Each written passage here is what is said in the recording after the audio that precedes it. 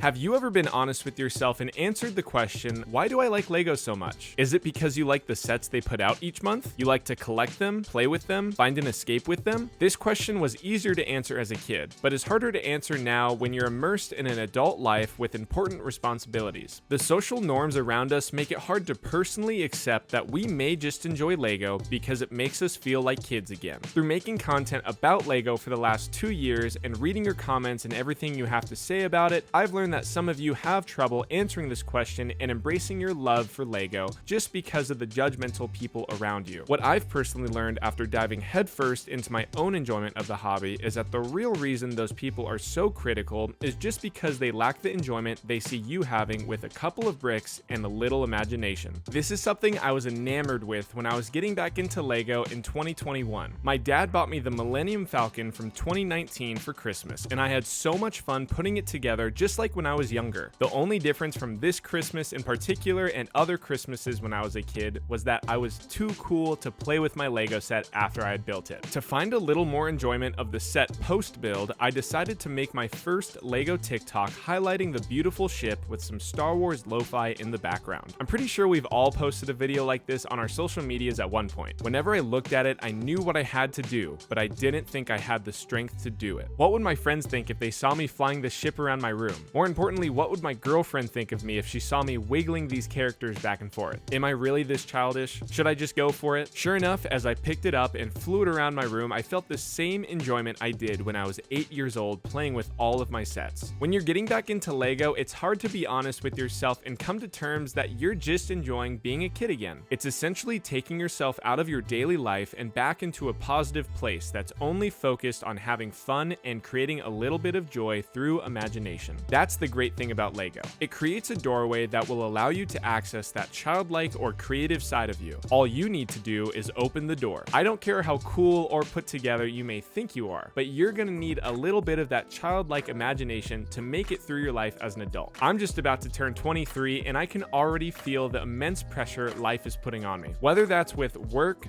bills, or relationships, I know that at the end of the day, coming home to a beautiful girlfriend and some amazing Lego, everything's gonna be okay. It's funny because I already know there will be some people watching this and think that I'm overly obsessed with Lego, but in reality, I'm overly obsessed with the escape that it provides. Each set that I get to build gives me a moment to breathe, and if it's the right one with a little bit of nostalgia mixed in, chef's kiss. With all this being said, I want to know how you play with your sets. And don't worry, for those of you who don't want to play as a kid would, there's lots of ways to play as an adult. For example, one of my favorite things to do after getting a set is to look up all the content that's been made about it online. It could be from Lego or fan-made. Either way, it's fun to watch something about the set that I just bought. I also like to make content about sets that I buy. I mean, that's the whole reason behind this channel. Others like to take photos of their sets and figures, which is super cool. Heck, I personally enjoy actually playing with my set when I'm done with all the other options. No shame. Now I want to take a moment to highlight all the content that Lego and its fans have been making for us over the years. First, we have the short animated movies that they have made and continue to make on platforms such as Disney+,